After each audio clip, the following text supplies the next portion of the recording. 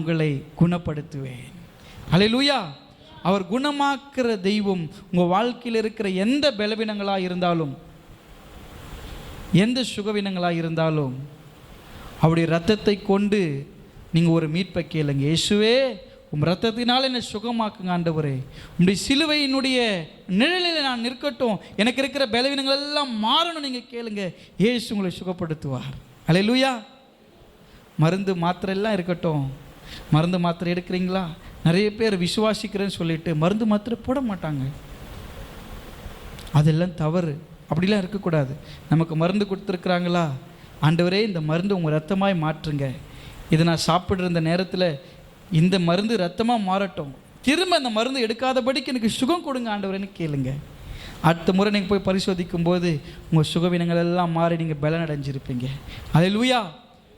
ஆண்டவர் கொடுக்கிற தீர்வுன்றது தீர்க்கவே முடியாத நோயின்றாங்க பாருங்கள், அதை கர்த்தர் சுகமாக்குவார். தைராய்டு இருக்குதுங்க, காலம் பூரா நான் மாத்திரை தாங்க சாப்பிடணும், என் வாழ்க்கையில் சுகமே உண்டாகாது, இந்த மாத்திரை வாசனையோடு தான் நான் வாழ்ந்துட்டு இருக்கணும் அப்படின்னு சொல்கிறத கூட கர்த்தர் சுகமாக்குவார். இந்த வீசிங் எனக்கு ஒரு பெரிய பிரச்சனைங்க, பனிக்காலம் ஸ்டார்ட் ஆயிடுச்சு, எனக்கு அந்த மிஷின் இல்லாமல் என்னால் இருக்கவே முடியாது. ஆண்டவரே, உம்முடைய சுவாசத்தை என்னில் ஊதுங்க, எனக்கு சுகமாகணும். என்னுடைய த்ரோட்டில், என்னுடைய லங்ஸில், என்னுடைய சுவாச குழாயில் உம்முடைய சுவாசத்தை கர்த்தர் ஊதுங்க, நான் சுகமடையணும்னு கேளுங்க. ஒரே முறை ஊதுவார், நீங்கள் சுகமாயிடுவீங்க. உங்கள் வாழ்நாளில் திரும்ப நீங்கள் மருந்து எடுக்கணுன்ற அவசியமே கிடையாது. இருதய பலவீனமாக இருக்கலாம், உங்கள் வாழ்க்கையில் அது தீர்க்க முடியாது, இனிமேல் இது சரி செய்யவே முடியாதுன்னு சொன்ன காரியமாக இருக்கலாம். அப்படிப்பட்ட காரியத்தை கர்த்தரிடத்தில் கொண்டு வாருங்க. அப்படி சமூகத்திலிருந்து சொல்லுகிறேன், உலகம் உங்களுக்கு சரி பண்ண முடியாத நிறைய பிரச்சனைங்க உங்கள் வாழ்க்கையில் இருக்குது. உலகம் உங்களுக்கு தீர்வு கொடுக்க முடியாத நிறைய காரியங்கள் உங்கள் வாழ்க்கையில் இருக்குது, உன் குடும்பத்தில் இருக்குது, உன் சரீரத்தில் இருக்குது. அப்படிப்பட்ட காரியத்தை கர்த்தருடைய சமூகத்துக்கு கொண்டு வந்து நீ அழுது, நீ முழங்கால் படிட்டு ஜெபம் பண்ணு, அவர் உங்களை குணமாக்குவார். நான் ஜெபம் பண்ணுறதை விட நீங்கள் இங்கே முட்டி போட்டு, ஆண்டவரே நீங்கள் என்ன பாரமோ என்ன கஷ்டமோ இருதயத்தின் ஆழத்தில் அவர் பாதத்தில் ஊற்றி விட்டு நீங்கள் போயிடுங்க. கர்த்தர் உங்களை பலப்படுத்தி உங்களை குணமாக்குவார். பலவீனங்கள் மாறும்.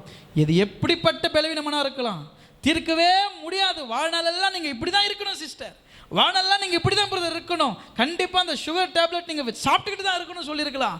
நீ கர்த்தருடைய சமூகத்தில் வந்து, ஆண்டவரே ஒவ்வொரு நாளும் நான் சாப்பிடும்போது ரொம்ப கஷ்டப்படுறேன்ப்பா, உங்களை அவர் புரிந்து கொள்ளாமல் வேறு யாருமே புரிந்து கொள்ளவே முடியாது.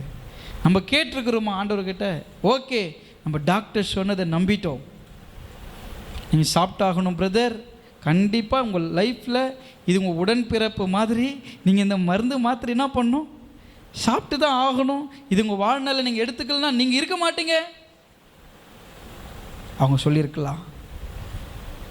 ஆனால் ஒரு நாளைக்கு மாத்திரை வாங்கிறதுக்கு பணம் இருக்கும், ஒரு நாளைக்கு மாத்திரை வாங்கிறதுக்கு பணம் இருக்காது, ஒரு நாளைக்கு இன்ஜெக்ஷன் போகிறதுக்கு பணம் இருக்கும், ஒரு நாளைக்கு இன்ஜெக்ஷன் போகிறதுக்கு பணம் இருக்காது. நீங்கள் என்ன நிலைமையில் இருக்கிறீங்கன்னு கர்த்தருக்கு தெரியும். அப்படிப்பட்ட நிலைமையில் இருக்கிறீங்கன்னா, டாக்டர்களால் கைவிடப்பட்ட நிலைமையில் இருக்கிறீங்கன்னா, உங்கள் சரீரத்தின் வலிகள் மிகுதியாக இருக்குதுன்னா, ஒரே முறை இந்த பலிப்பீடத்தில் முழங்கால் படிட்டு, வலி தாங்க முடியல ஆண்டவரே என்னை நீங்கள் குணப்படுத்துங்கன்னு கேளுங்களேன், கர்த்தர் உங்களை குணப்படுத்துவார். அல்லேலூயா. அவர் குணமாக்கினார். வேதத்தில் நீங்கள் பாருங்கள், பைபிள் எத்தனை பேர் படிச்சிருக்கிறீங்க, புதிய ஏற்பாடு படிச்சிருக்கிறீங்களா, எவ்வளோ பேரை கர்த்தர் சுகமாக்கி இருக்கிறாரு. நிறைய முறை ஸ்ட்ரீட் ப்ரீச்சிங்கில் சொல்லியிருக்கிறோம்ல, 18 வருஷமாய் 12 வருஷமாய் பெரும்பாடுள்ள ஸ்திரீ குணமாக்கினார். தாயின் கருவிலிருந்து சப்பானியாக இருந்த மனுஷனை, சூம்பின உறுப்புள்ள மனுஷனை, 38 வருஷமாய் பெதஸ்தா குளத்து அருகில் படுத்திருந்த மனுஷனை, கல்லறையில் தன்னைத்தானே காயப்படுத்தி கொண்டிருக்கிற ஒரு வாலிபனை, இப்படி ஏராளமானவரை கர்த்தர் சுகப்படுத்தினார். குஷ்டரோகிகள், பாளையத்துக்கு புறமாக இருந்த குஷ்டரோகிகளை கர்த்தர் குணப்படுத்தினார். கல்வாரி சிலுவையில் ஆண்டவரோடு கூட அறையப்பட்ட கள்ளன் மனவியாதினால் பாதிக்கப்பட்டிருந்தான், குற்ற உணர்வினால் பாதிக்கப்பட்டிருந்தான். நிறைய பேருக்கு நீங்கள் என்ன தெரியுமா, சரீரத்தில் பலவீனம் கிடையாதுங்க, சரீரம் நல்லா தான் இருக்குது, என் சரீரத்தில் எந்த வியாதியும் இல்லை, ஆனால் என் வியாதி எங்கே தெரியுமா இருக்குது, என் மனதில் இருக்குது, என் மனசில் அவ்வளோ கஷ்டம் இருக்குது, என் மனசில் அவ்வளோ கண்ணீர் இருக்குது, என் மனசில் அவ்வளோ வேதனை இருக்குது. நான் யார் இடத்துல சொல்லுவேன், யார் என் வேதனையை, என் கண்ணீர், என் பிரச்சனை மாற்ற முடியும்? இந்த மனநோயை கூட ஆண்டுடைய சமூகத்தில் வந்து ஊற்றி விடுங்க, கர்த்தர் உங்களை குணமாக்குவார். அல்லேலூயா. இயேசு இன்றும் ஜீவிக்கிறார். இந்த யோபு சொல்லுகிறார், என் மீட்பர் உயிரோடு இருக்கிறார், கடைசி நாளில் அவர் பூமியின் மேல் வந்து நிற்பார். அவர் உயிரோடு இருக்கிறார். நீங்கள் சோர்ந்து போகாதீங்க. உங்கள் வாழ்க்கையில் எப்படிப்பட்ட காரியங்களாக இருந்தாலும் அவனுடைய சமூகத்தில் வந்து நீங்கள் கண்ணீரோடு ஜெபம் பண்ணுங்கள்.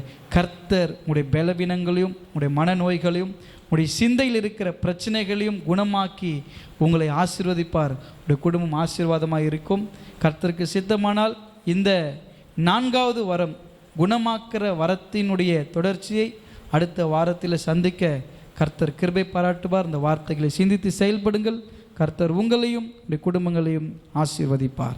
நம் யாவரும் எழுந்து நின்று ஈசி பாடல் புத்தகத்தில் இருக்கிறதா